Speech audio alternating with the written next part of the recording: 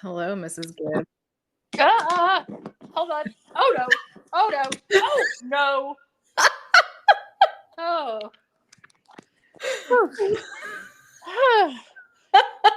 Do you get anxiety when you pop champagne bottles? Yes. I just had that. You just heard it all.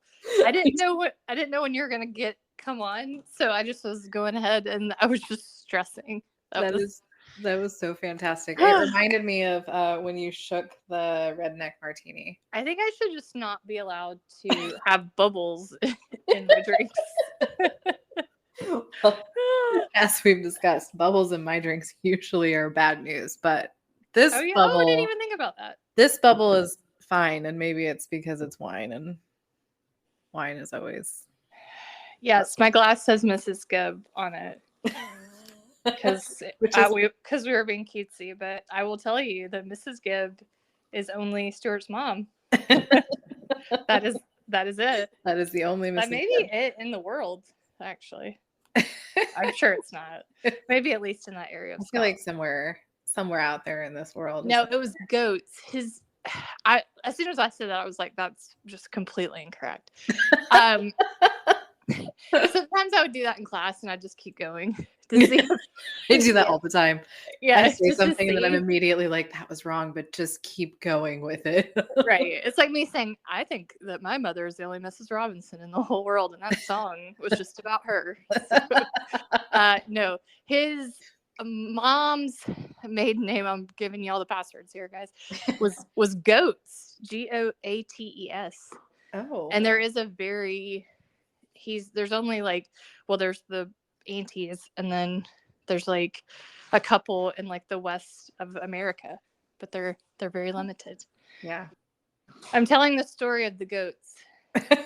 not like the Taylor Swift goat, but like your family. Oh, okay. He just walks in and has no idea what's happening. He's just like, oh yeah, okay. Yeah. He didn't expect me to start accosting him about goats as soon as he walked in the door, which is fair. It is fair. Hey guys, welcome to Theology on the Rocks. Welcome. It's Theology on the Rocks, and we're celebrating with fake champagne. Yeah. Mine's fake. I don't know if yours is fake. I'm sure it's not, based on what I paid for it. But I don't know that I've ever had real champagne. You haven't? Oh, I gotta tell you this story. But can I say before you tell the story? Yeah. It's almost like people like, you haven't known love until you've had kids. Guys, I'm sure this is true, but here's the deal. I've never had kids. So it's one of these paradigms that you're like, I'm sure you're correct, but like, I don't know how bad my sparkling wine is because I never. Yeah, well, okay. So here's the thing. So, my friend Amanda. By the way, cheers. We're drinking champagne or sparkling versions of sparkling. Yeah, some kind of prosecco. Yeah, prosecco. Ooh, that's sweet as hell. Sorry. That's real freaking sweet. I know. Wow. I usually put a tiny splash of orange juice in it, but I was like, no, we're gonna do this the proper way. We're celebrating the Februaries in a multitude of ways. Spoiler alert! But this week we're doing Lerv. Yeah. No. So my friend Amanda used to live overseas. She worked taught preschool on Army bases. So she, when you work for the military, I thought you said a top preschool. Oh no, she taught. Yeah, no, I know, but I just imagine these little like young people like battling it out, being like, "We're the top. We're the best preschool." I've also been watching a lot of Legacies, so that was what was in my brain. So yeah, so she made pretty good amount of money, and they paid for housing and all that. So this is the way to go, is to work somehow overseas for the military, but not actually be in the military. Okay. I'll put that into Indeed.com and see what comes up.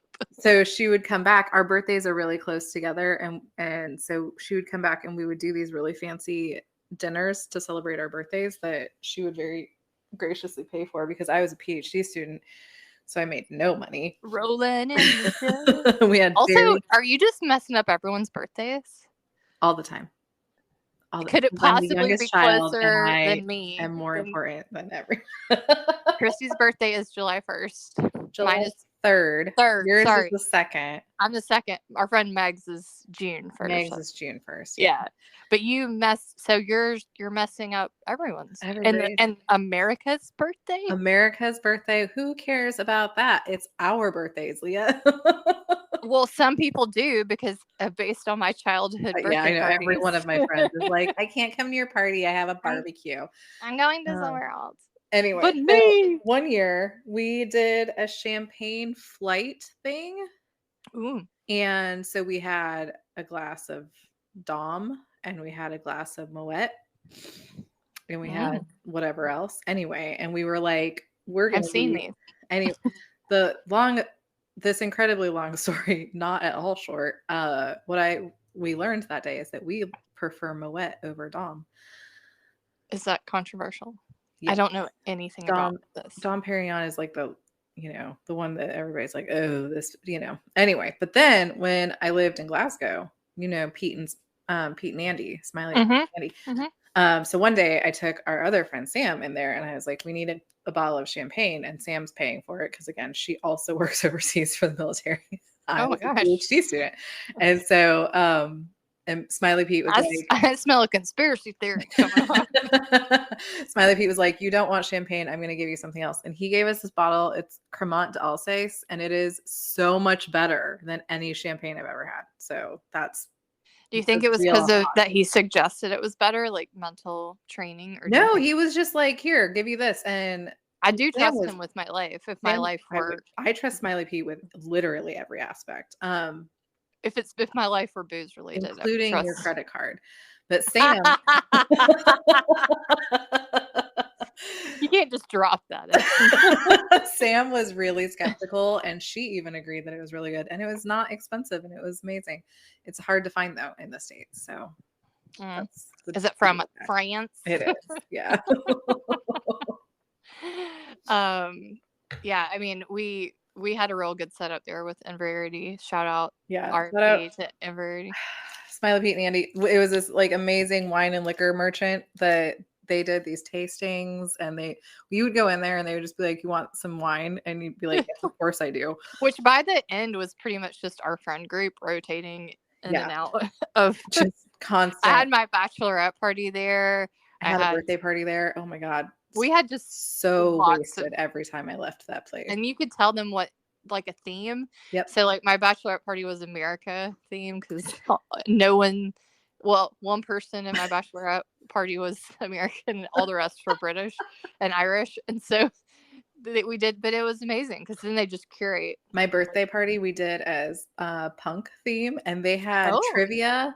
They had punk decorations up. It was amazing. I miss them so much. And I don't know, like,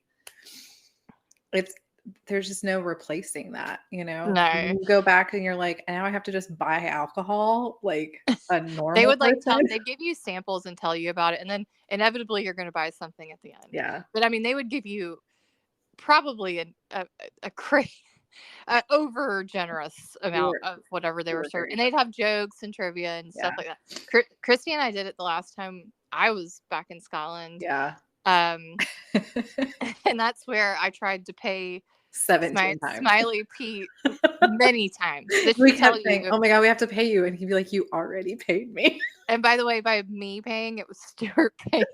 And I had his card and I just kept giving it to Pete. And to Pete's I mean, we had been drinking quite a lot, but like clearly. And then we couldn't find your card for a while. We were like, oh my God, where is it? It was in your back pocket. No, it was in the I knew Chris. This is how immediate Christy and I were friends. I didn't even really know her that well at this stage. We had met one time prior. That's great. And she said, you're staying at my house that night. And I hadn't even planned to. I said, okay. And then just slept in the bed, woke up in a hungover panic, couldn't find my credit card. Was like, Christy was like, this is a series of you saving me at different things. I hope I can save you one day. But yeah, I was just like, oh my God, I don't know where her credit card is. Her roommate comes in and I'm just in the bed with Christy. Yeah. Just like in the bed with her. It was bigger than a king size bed. It was huge. So like you could sleep multiple people in this bed and not even know that I know, but I met you like I know. yesterday. We were like fast friends. Also, I don't care. No. So I was like, whatever. And it clearly had taken my pants off, and there was just my life strewn on the floor with pants gone. And it was just such a like, and if this sounds sexy to you in any way, It's not at all. please rest assured it was not, because I don't remember going to her house. It was such a good night though. It was so fun. We would walk in and I would just be like, hey, I need a bottle of red wine. And they'd be like, here's the best red wine you're ever going to drink in your life for like the cheapest amount of pounds you would ever pay for it. Like, cause they were really good at like, you don't need to spend a ton of money on stuff. You can get really good stuff for cheap. And so I would just go in and be like, hey, I want, X, Y, and Z. And they'd be like, here you go. And it was always super reasonably priced, not because they were giving us discounts, but like they were good at recommending the cheaper stuff. Then other people would come in and they would upsell the hell out of stranger. So that's right. Or if they thought I think they knew we weren't like rich. Oh yeah, they. So, I mean, I think they adjusted based on. Yeah, they could read the new money, old money, no money, no money. But the last time I came to Scotland, my friends there were like, "Oh, we'll have this get together in Rarity," and I was like, "Yeah, cool, sounds great."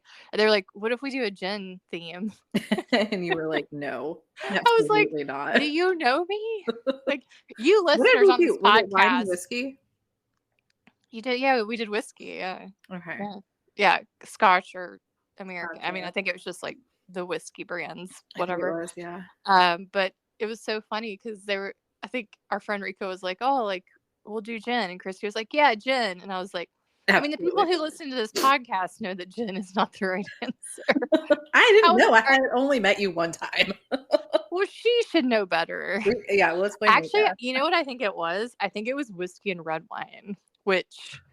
No, yeah, that's what I think it was red wine and whiskey. Which is an incredible combination. Hey, this is a podcast where we talk about theology, you guys, not just our drinking. Our wild nights.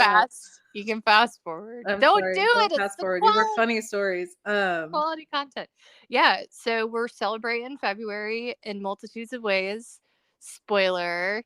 And but this week we're going to do Valentine's Day. And yeah, my glass says Mrs. Gibb, which is not real. Hilarious. But you go by neither of those names, Mrs. or Gibb. No. I guess I am technically a Mrs., but I don't put it. But I put Doctor on everything. Dr. Trump's Mrs. So yeah, I'm the Reverend Doctor, which trumps the Doctor. What if I made sure to put Mrs. So I was Reverend Dr. Mrs. Reverend Dr. Mrs. I would be like, you were like, you must call me all three titles. Please do respect me, guys. But yeah, I mean, we wanted something cutesy for when we cut our cake, and weirdly, Mr. Gibb and Mrs. Robinson didn't look great. It didn't make sense on anything. So we really I told you before, I had this very sort of like, probably the only thing I will do that's like, what is that page where you save pictures? The page where you save pictures for inspiration? Pinterest, correct. It's probably the only Pinterest thing I'll ever do in my whole life. So like, this had to be. So I got a glass, and that's what I'm drinking out of. Mrs. Gibb. And we laugh about it, which is fun. It actually has now become kind of a joke. Do you ever use Stuart's glass accidentally? Well, yeah, because I'm a trash bag. So yeah, you're just drinking out of Mr. Gibb. Also, can I just say how disappointing it is? Like, that's not fun for him. That's his name his whole life. I know.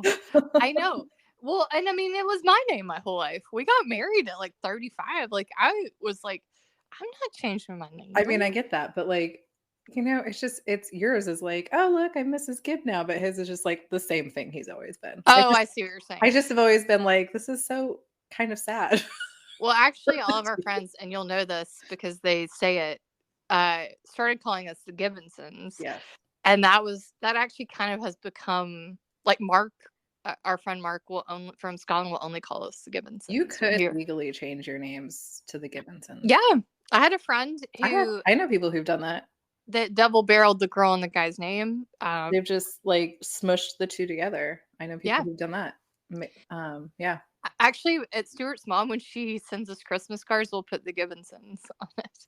So it's like expanded out. Yeah. I think I've sent stuff to the Gibbonsons before. Anyway. Yeah. It's a good last name.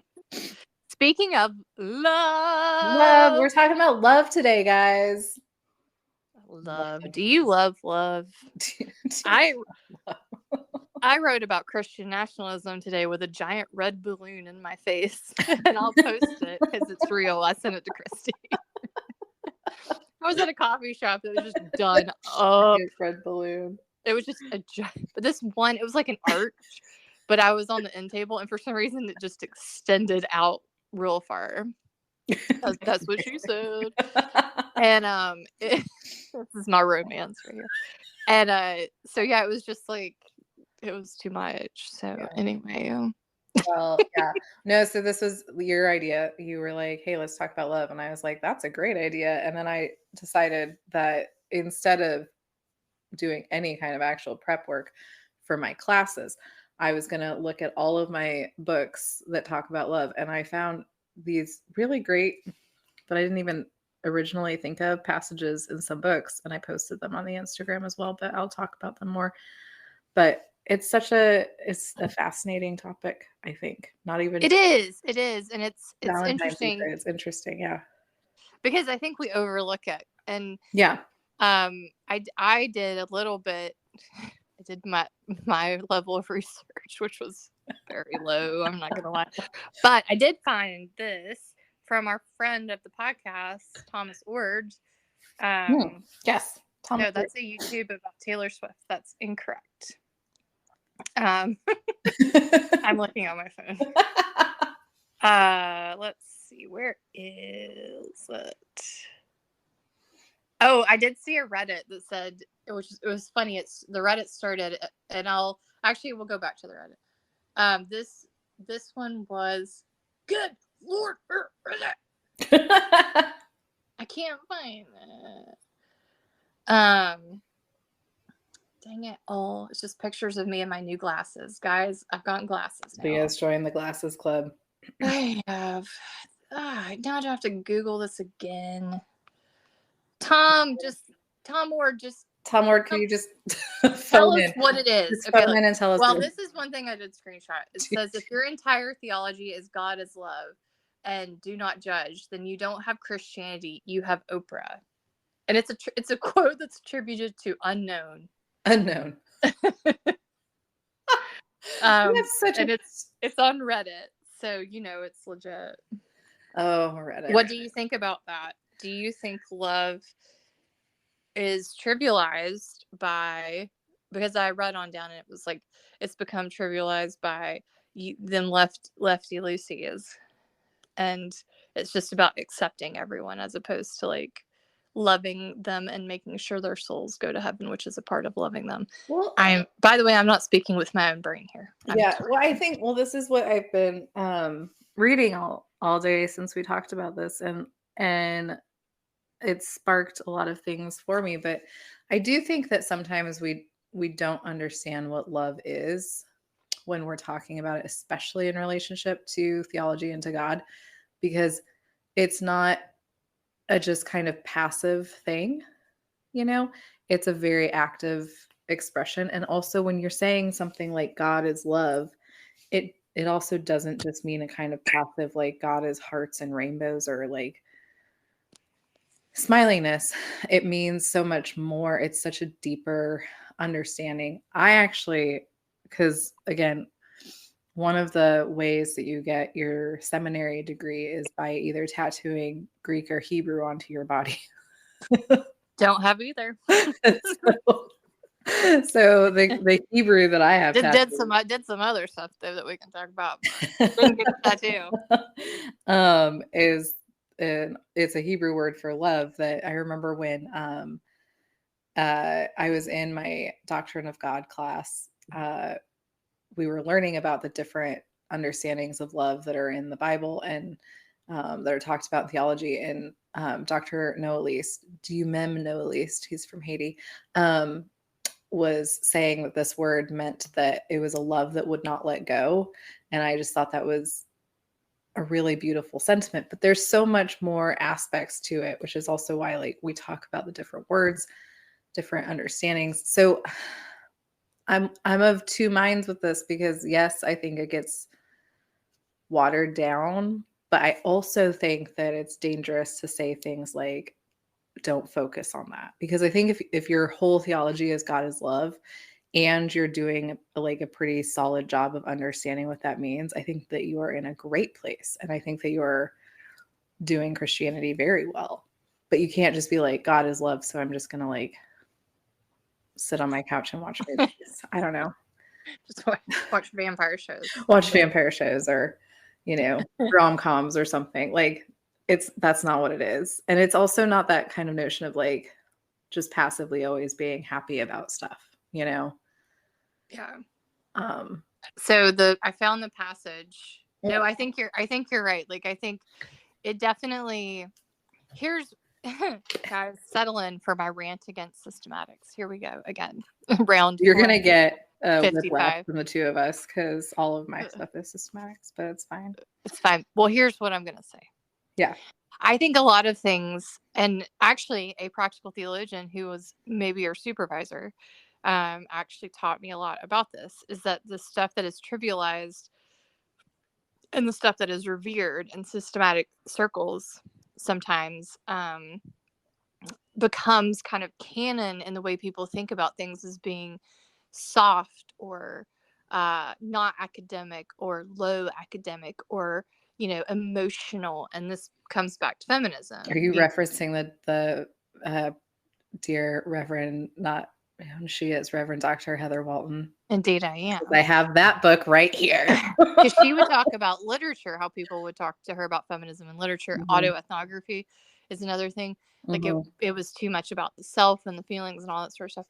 And this is going to counter everything that's in me, because I am definitely not a feeler. I'm a brain person and I don't like feelings. Oh, same. Messes with me. I like logging other people's feelings, but not necessarily. I want you all to have feelings, and I don't want them anywhere near me. I want them near me so that I can write them down and try to reflect it back to you.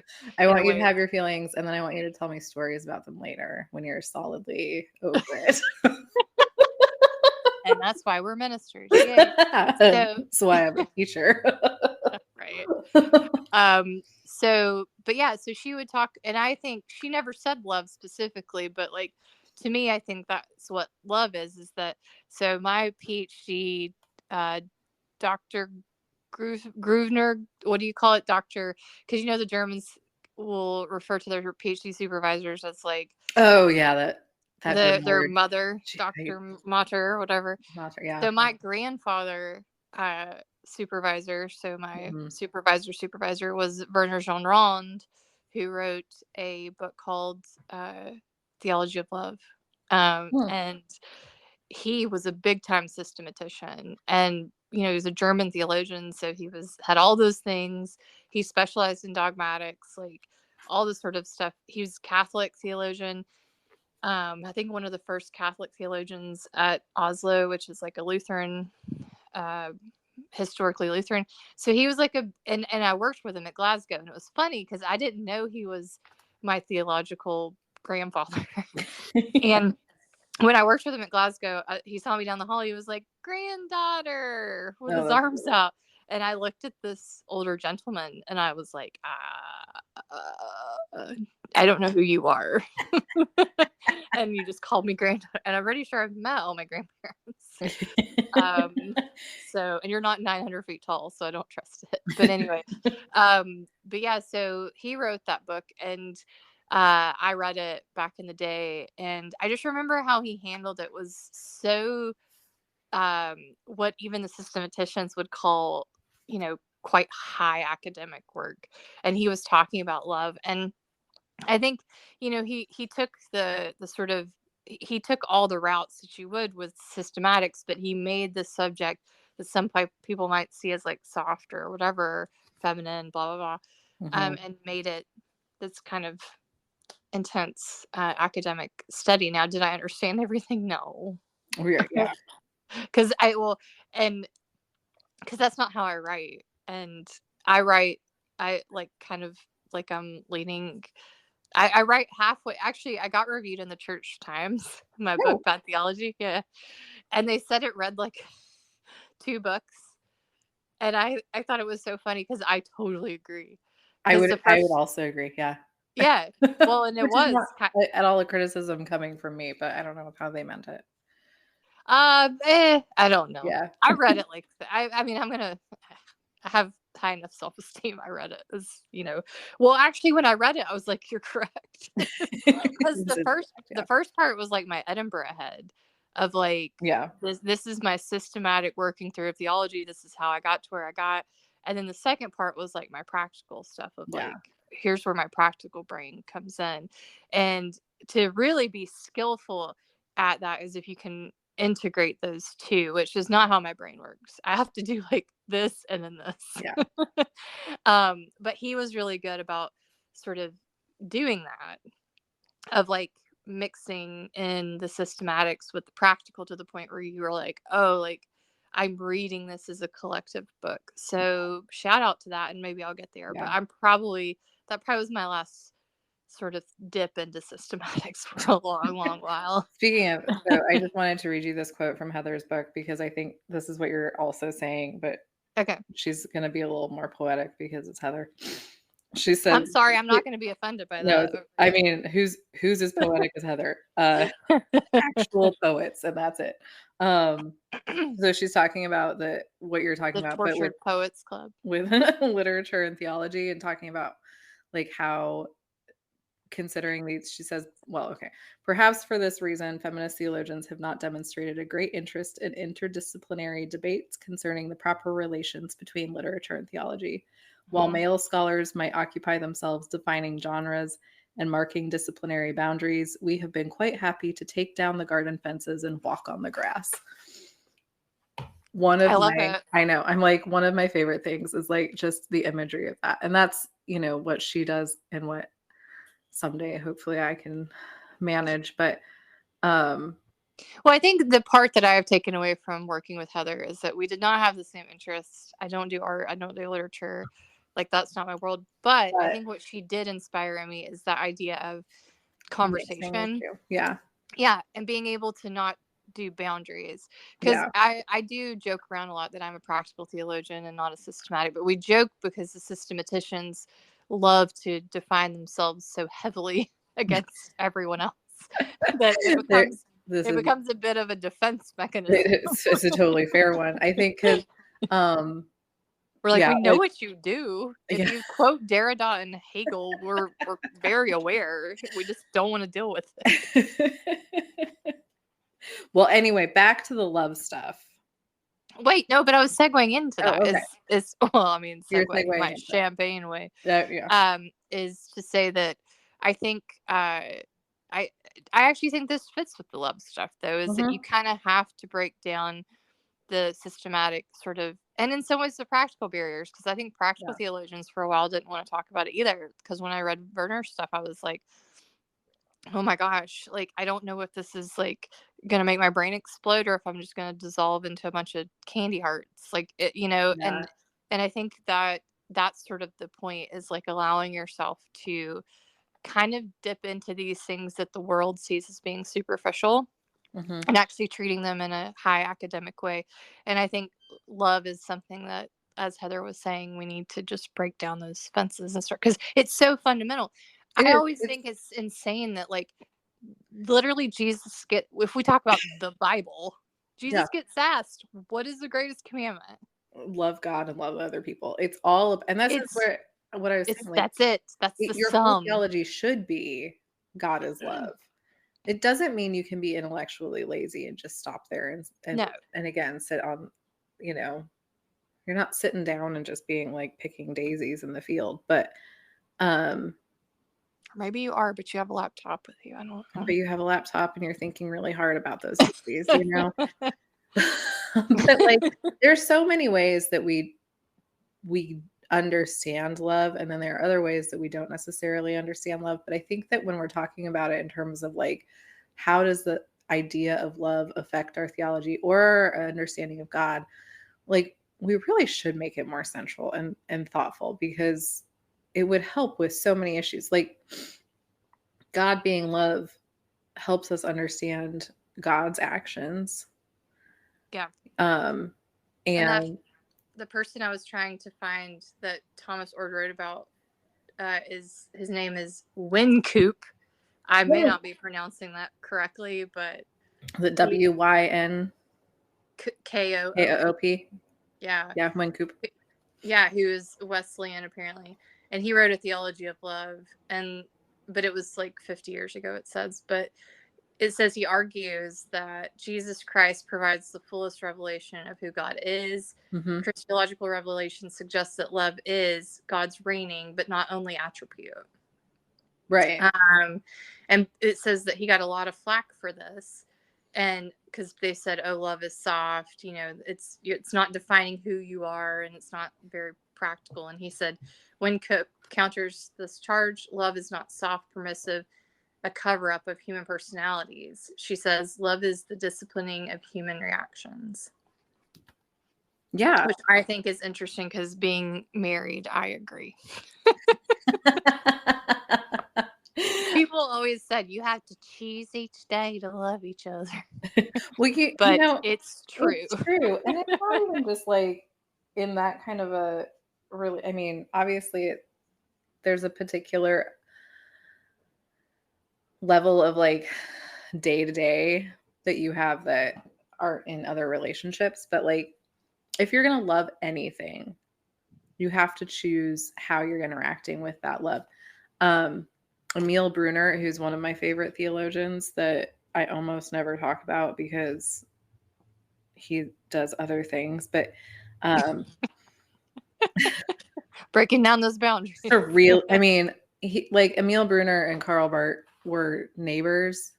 My favorite story is that they lived across the street from each other, and they because they got into a big fight about natural theology, and I was gonna say, did they throw tomatoes? Wouldn't talk to each other anymore, and like it was this whole thing. I don't know if any of that's true, but I'm gonna live in that. I know, I choose to believe it. But Emil Brunner talks a lot about how we have to understand God through specific actions, and he says that one of those is creation, and that the idea of creation being an action of God is like a huge indicator that God loves so much that God was like, I am going to do this thing that is going to go badly. And I'm already going to set up a plan to fix things and then like reconcile, because Emil Brunner is very big into reconciliation, atonement, and relational Imago Dei stuff. And I bet he's in my dissertation and I don't even know it. And I'm okay with that fact.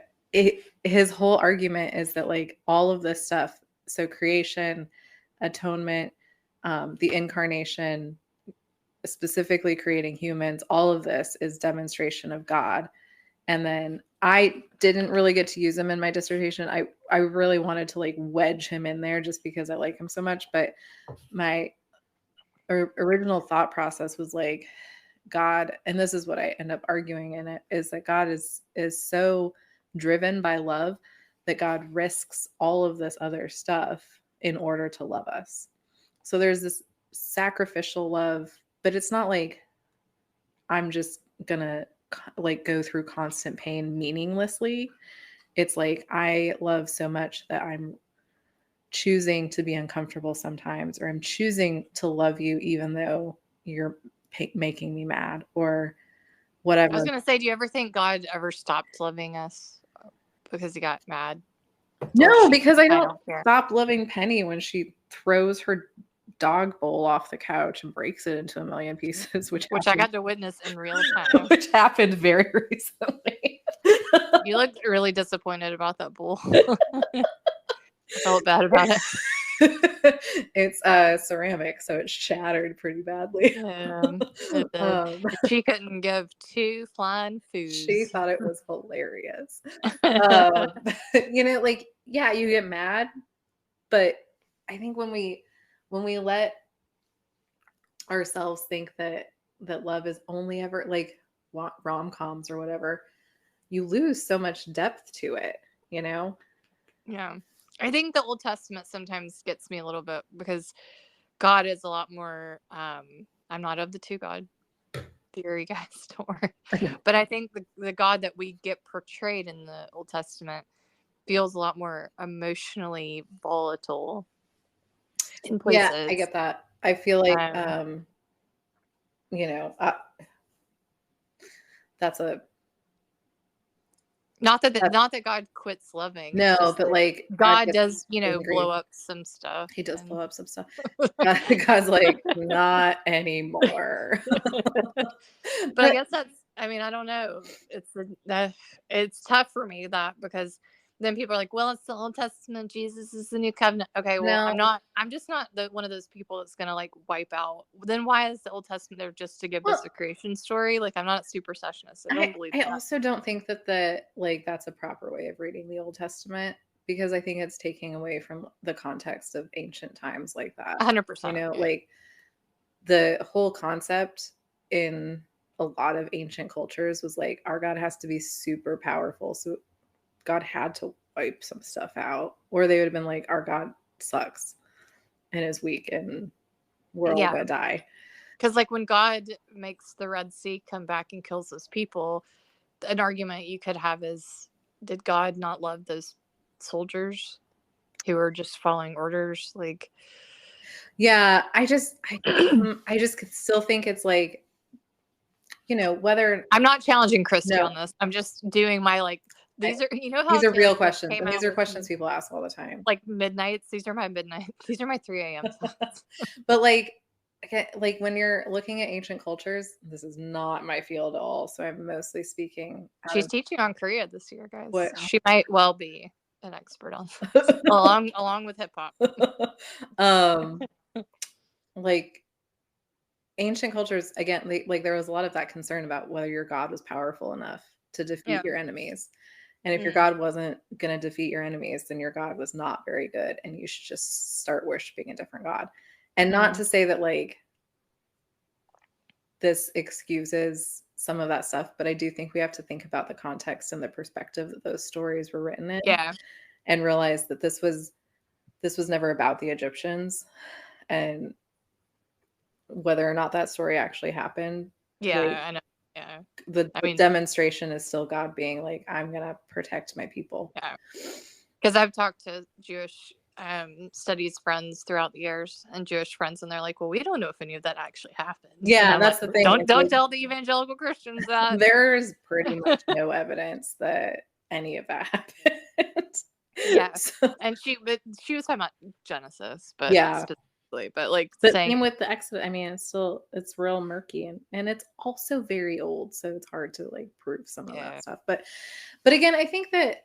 But even if it's like a story, yeah, it's an interesting story to tell about your God. Even if you want your God to be all powerful, like God in the Old Testament changes God's mind and is sort of like gets real upset and disappointed. It's like Stuart. He gets disappointed. He's not mad. He's disappointed. Yeah, exactly. And just is like, well, I guess I'll just kill all them. And it's like, well, could you kill like, a different what if I come up with 50 people? Well, okay. Like, it's just a different, like, even if those things completely didn't happen. Yeah. And they're just stories. I do think they portray an interesting perspective on God's love because it's more of a relational. I feel like God's more relational in the Old Testament. God sort of fades to the background in the New Testament. I know that Jesus is God, but I mean, like the figurehead. Yeah, God the Father is. Yeah. Well, I think too that it's interesting how like sometimes Christians tend to then translate God the Father into like the mean and angry one, and Jesus is saving us from God the Father. Oh no. And that's a terrible thing to think. Like that is wild theology to me anyway. But But it happens a lot because they don't know where to place the angry part. So it's like God the Yeah. Father gets angry, but God the Son is like Superman keeping the big bad father away from us or whatever. Um, and then you get like Augustine and his whole understanding of the Trinity being love, and God the Father is the lover, and God the Son is the loved, and the Holy Spirit is the love between them. And that's Where do we fit into that that's an image. equation? Yeah, I know. My Baptist self squirmed a little bit. Mhm. And do we just get pumped full of the Holy Spirit, Well, or what? we get to just be I don't mean that in the British sense of pump. Oh, I'm sorry, grandmas. I'm sorry. Like how, but I It's think that that champagne, it hits you the hard. champagne, I think the idea though is that like everything about God's actions is a demonstration of love in some way. Mm. Then it translates into like if God is doing some stuff that maybe we don't even understand, still somehow it's loving. Again, not just in this passive way. I think that's really all I'm trying to get at is this is not a passive love. That's a hard one. Again, from my chaplaincy years. Mm-hmm. That's a tough sell. It is hard. That's all I got. Well, it just would be a tough sell. Like logically, I hear what you're saying, but I just don't know like practically how that would work. Yeah. With people, like, because you and I both had shiz go down where we're like, yeah, or at least I have. Where true. You're like, where is God in that? Like, where is God? What is God doing? Why is this happening?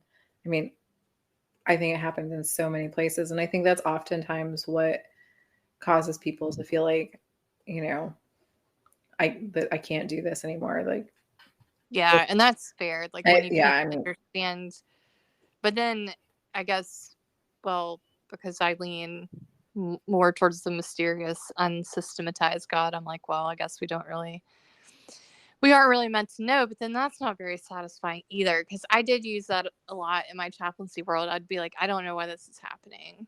Yeah, we can't understand everything. That didn't really go down well either. I think the thing that I've finally fallen into is that, like, when we love something deeply, there is always suffering attached to that. Mm-hmm, and that it includes suffering on both sides. And so to talk about God loving us also does not mean that God is not suffering with that love. And that Chrissy has been teaching Taoism this week, guys, so that might also be effective. As I've taught so many religions this week, my head is spinning. I taught Taoism and Confucianism and Hinduism. You can't have the good without the bad. Zoroastrianism and Judaism. Oh. I've covered a slew of things. She's done it all. I've done it all. Done all the isms. All the isms. But no, and this, this idea that suffering of God, then when stuff happens, I think the only thing to say on my part, how I've understood it, is like, yes, this sucks, and there's suffering, and God is crying also. Like, just, I think one of my wasn't that Moltmann that did the suffering God, not suffering God. What was it called? He did something of suffering. I'm just going to keep repeating the word suffering. I don't have he did, but there's a suffering God book, but I don't know if it's Moltmann. It's not that. No, it's something about that though. But it's like this idea that you're not alone. Yeah. Yeah. And you're suffering.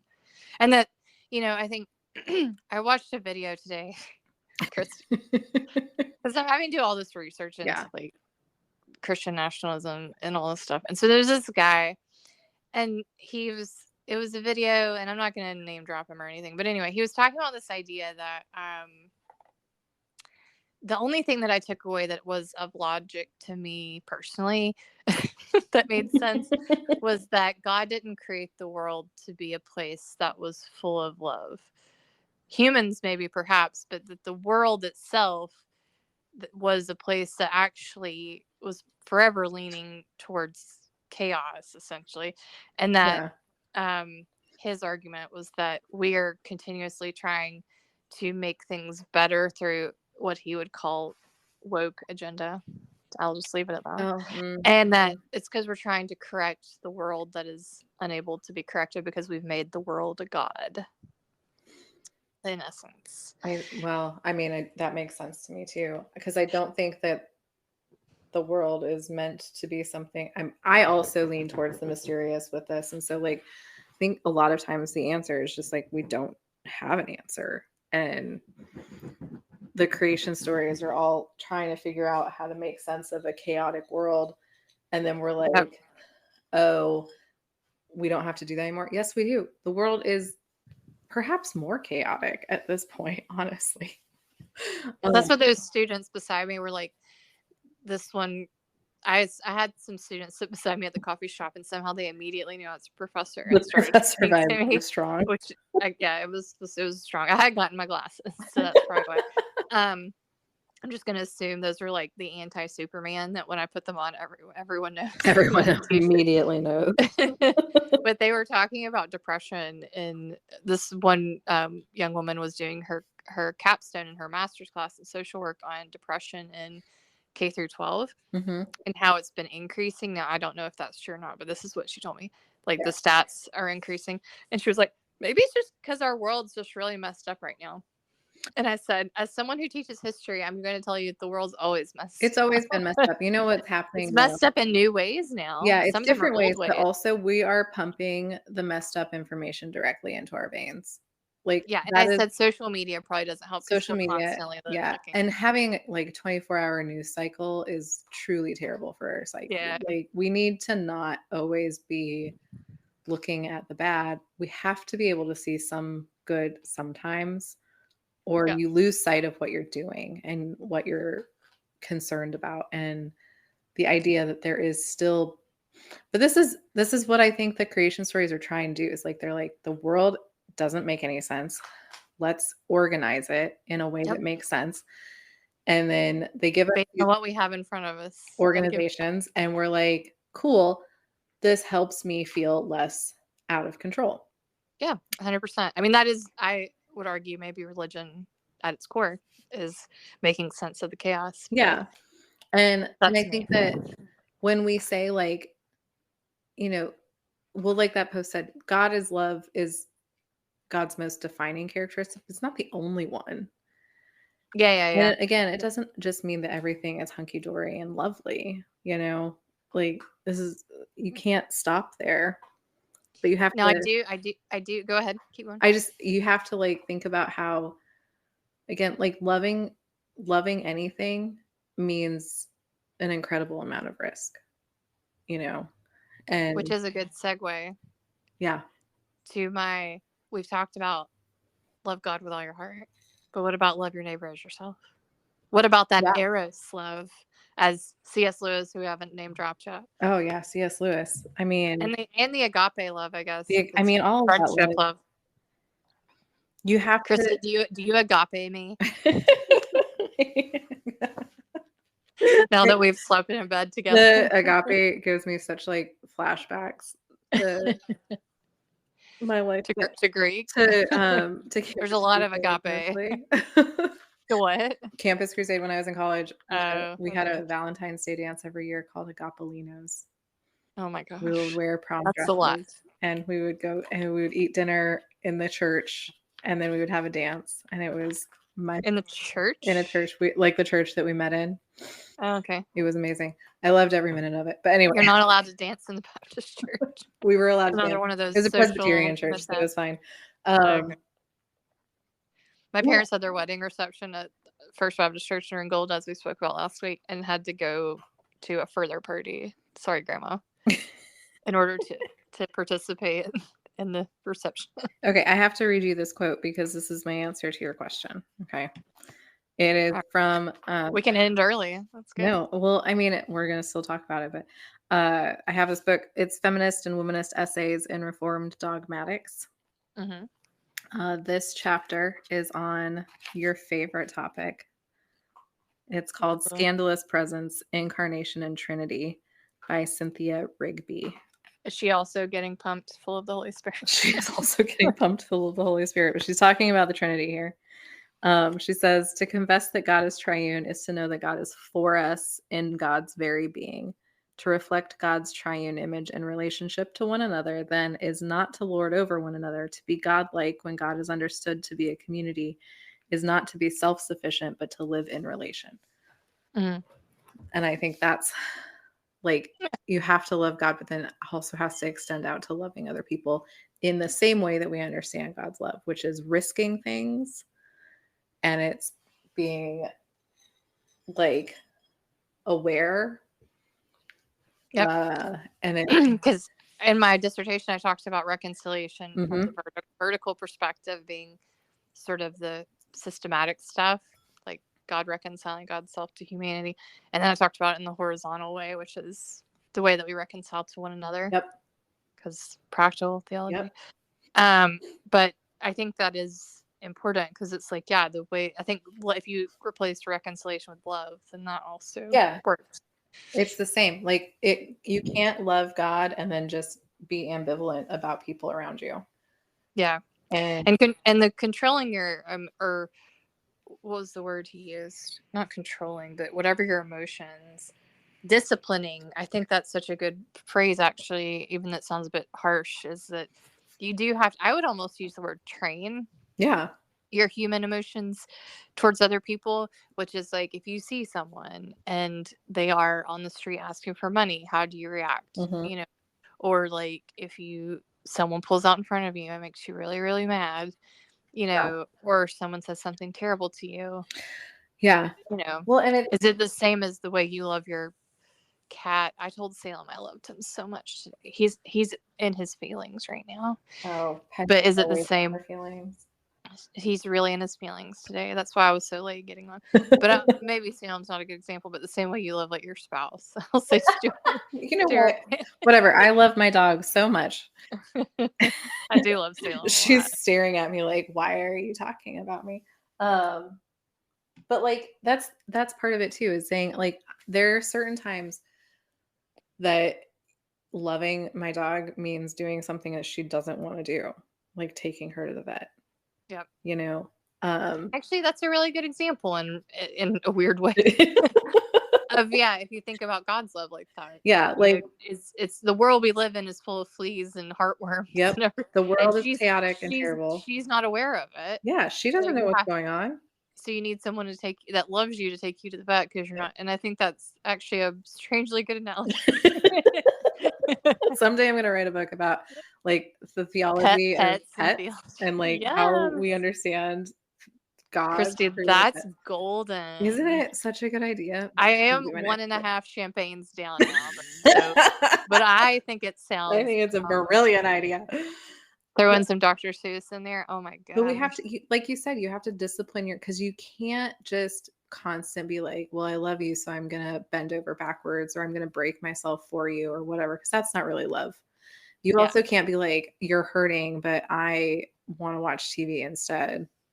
So 100%. Like there's a lot of stuff about love that is not the pleasant, happy rom-com. Yeah. Like I texted Christy the other day of something that had made me mad. And she was like, that shouldn't make you mad. It was like, you're being so stupid. Right You're being real stupid.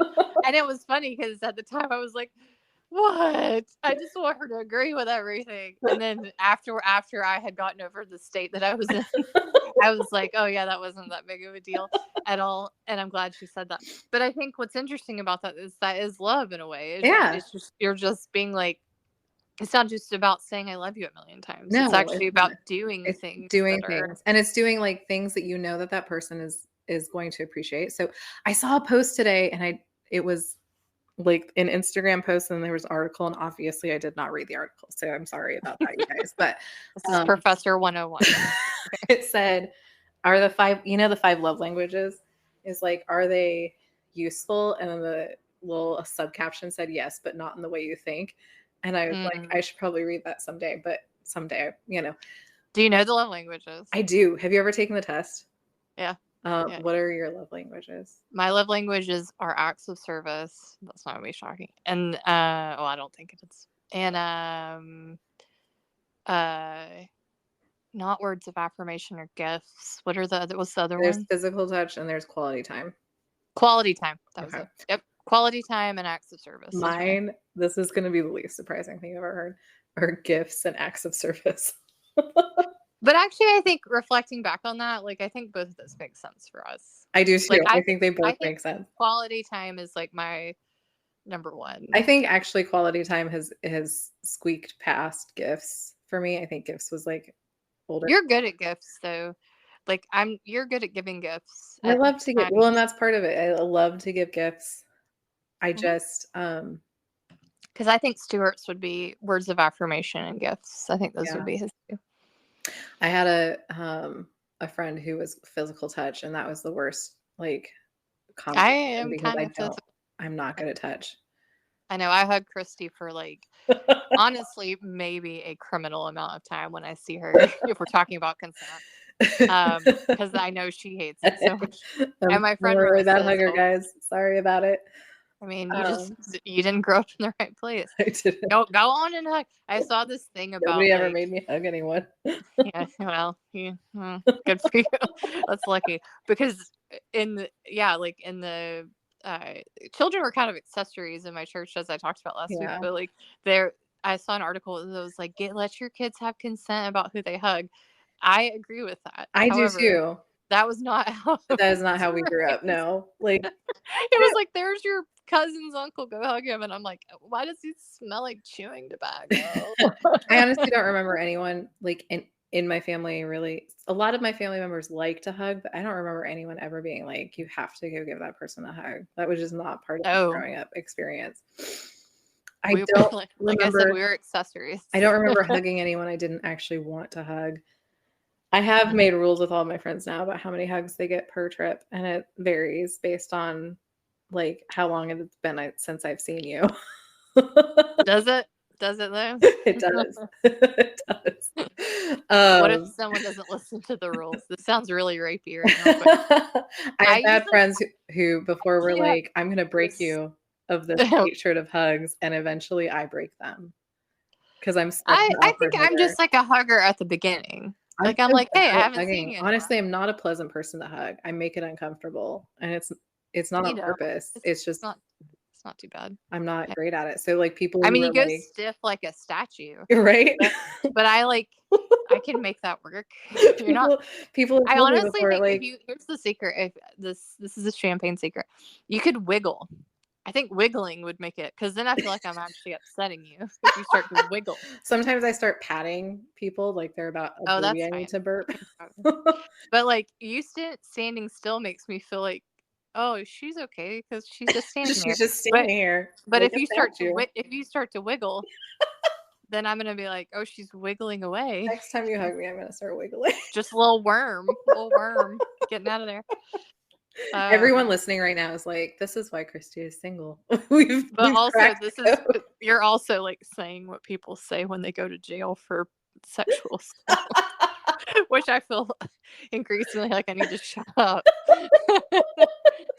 If Christy came to me and said, I really don't like you hugging me, guys, I would stop. None of these people were like they were like, I'm going to hug you so much that you get comfortable with hugging. And I was like, you do that.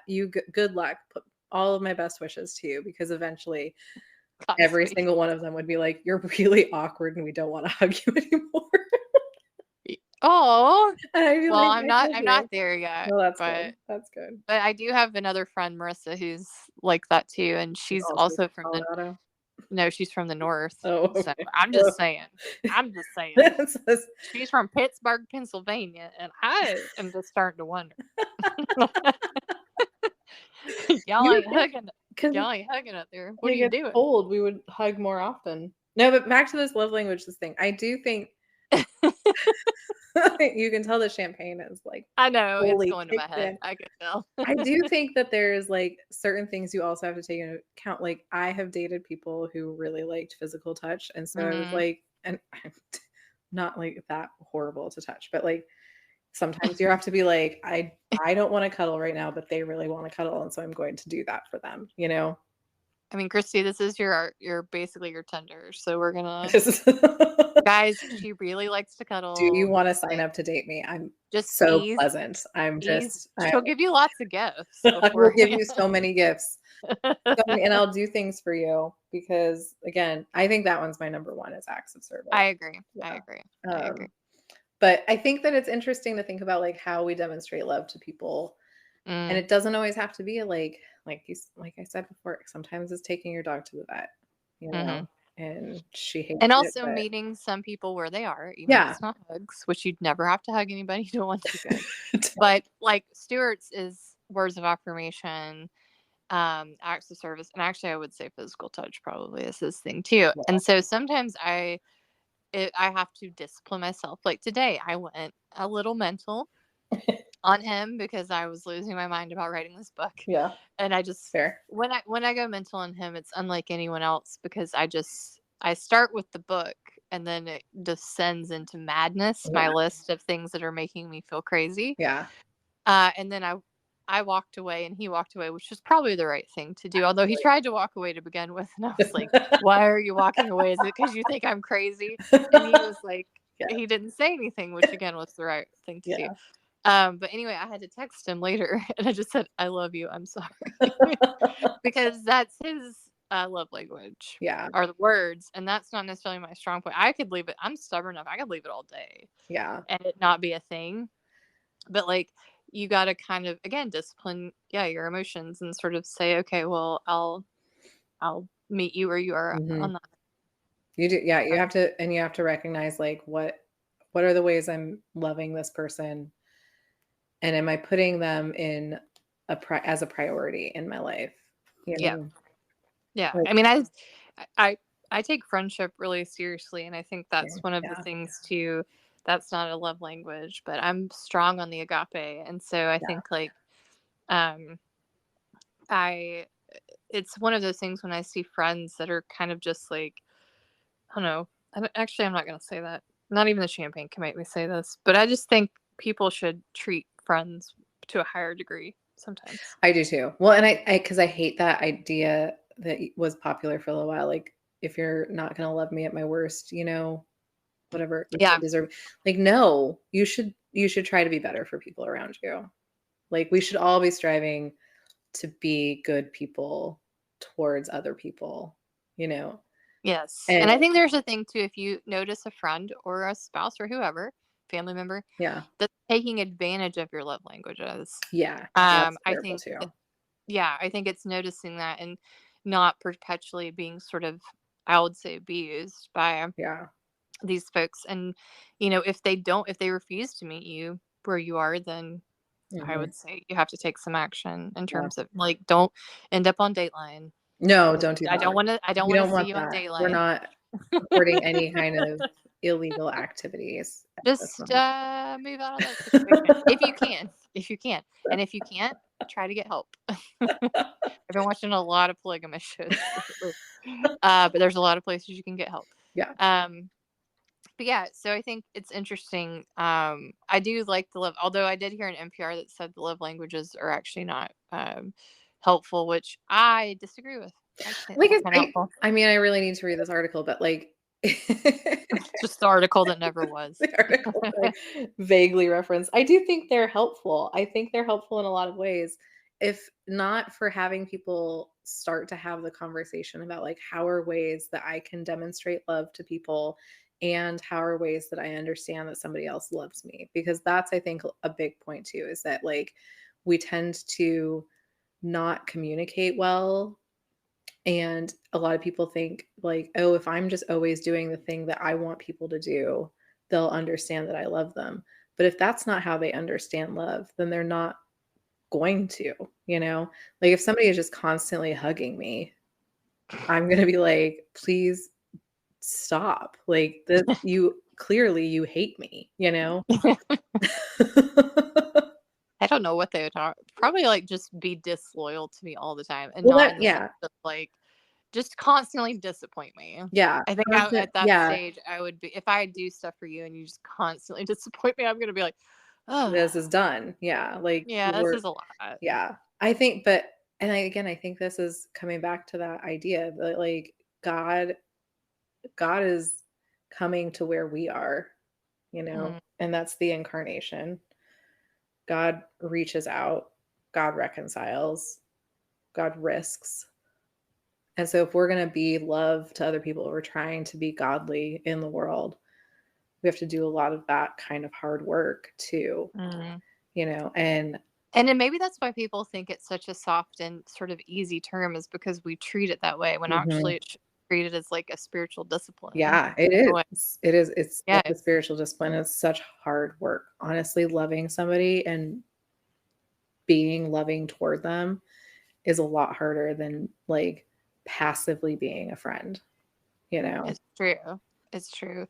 And I will say Christy is far better at this than I am. I don't think that's true at all. I commented on this today, and I will not reference the exact situation, but I was just like, just leave it. Christy was like, oh, no, it's so important. And so I will say that, like, your aunties are works in progress. Very much so. But no, Leah, I think you're a very good friend, and I think you're very loving towards people. Oh, thank you. I think you are very good friend. Thank you. Look, I put off a demeanor of intensity same. I'm a crab, so are you. Yeah, same. But I mean, hard shell, crab. Soft inside. Mm-hmm. Yep, hard outside, soft inside. And like I have we both have this strong sense of loyalties. Mm-hmm. And so which helps us to be friends. It does. Because I'm like, I will drive to Florida to see you. I'm like, I will this thing. I'll drive everything and I will be there. And if I don't think I will tell you immediately upon feeling it. And I will probably send you gifts. And I will tell you that, I will try to muster words of affirmation, but I will definitely serve you in so many ways. In so many ways. How did this get? We were eventually going to get sexy about on stage, but we've circled back around, guys. Still, we didn't talk about sex, which I did see actually in my very limited research that C.S. Lewis got in trouble for talking about the loves, because he did the what was it, 4 or 5 loves, because he talked about sex. And it was like the 40s or 50s, and people were on like the BBC, and they were like, "Oh." C.S. Lewis was a spicy one. Honestly, there's some spicy stuff. He had some spicy stuff in a lot of his work. Like, A Grief Observed is it's a much more intense book than I think I realized it was. There's a lot going on in that book. I've never read it. I know that it's about Joy, isn't it? About his wife. Yeah, it is. It's about his when she died, and I read it as my beloved dog died, and then a month later my brother-in-law died, and there was just a lot of grief. And so I read it, and it was very good, and it was very healing for me. But there's anger in it. Like, he's really angry. He talks about grief in very, very real ways. It's very good. And it's also very short, so it's not hard to. I like C.S. Lewis's theology, and I think I told you this. I got made fun of that in my ordination. Oh my God, I love also his fiction. So he writes very much like the way I write. It's because his PhD was in literature. Like, he's such a good writer. He wrote a book called Till We Have Faces. That's a kind of a revision of the Cupid and Psyche. Cupid. It is so good. It's one of my favorite books. I should say he writes theology how I write, not like. Actually, he's a much better writer than me. But what I mean, I think, is that he walked on the grass. Honestly, he walked on the grass is what he did. I liked Mere Christianity because I thought that was like a real, like, he wanted you to understand. That's one of the things that I don't appreciate about certain theologians. Yeah, is like when they're trying to be hard. They're trying to be hard. Yeah, like. And I liked that he was smart and clever, but he wanted you. He was teaching. He was a teacher. He was teaching you. He was a teacher, and he was a literature guy. And I think that all of that is clear in his theology. And I want to be someone who's seen as a good theologian, but also I want to teach and to help people understand. And I think, because otherwise, who are you talking to? Each other? Yourself, really. Yeah. And it's tough. Screaming into the void. Right. On that note, Christy, any final thoughts? But also, I have a final question for you. Ooh, what's the final question? I don't have final thoughts. Will you be my Valentine? Of course I will. I don't have the little cards, but We'll give each other candy hearts. Remember how we used to have those? Did you have the little cards, like the little that you would put in you each had other's? to give to all your classmates. I loved that. I did too. It was really good because sometimes you get a special message. Right. I know. Oh, I had a big crush on this kid from like kindergarten until 4th grade. And every year I was like, I wonder what he's going to write in my Valentine. It was almost always disappointing. Sometimes he would write nice things. We were friends too. So it was like. Where did he end up? Can we find him? Do we need to go get him? Whose car are we taking? He has the most like standard name ever that there's absolutely no way to ever find him because the last time I saw this person was in 4th grade. So who knows what he looks like. Ooh, tough sell. But guys, we're on a mission for love. We're on a mission. I'm not saying his name though. I'm 2 champagnes down and I'm ready for it. All right.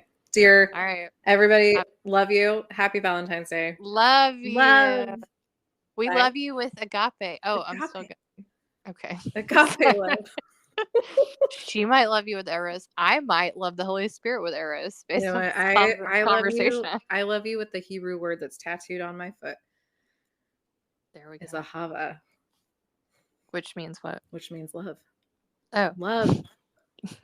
Is all you need. It's right next to an orange whale, so people think I love Jonah, but it's fine. Somebody needs to. Lord, that poor kid. All right. Peace out, guys. Bye. Bye.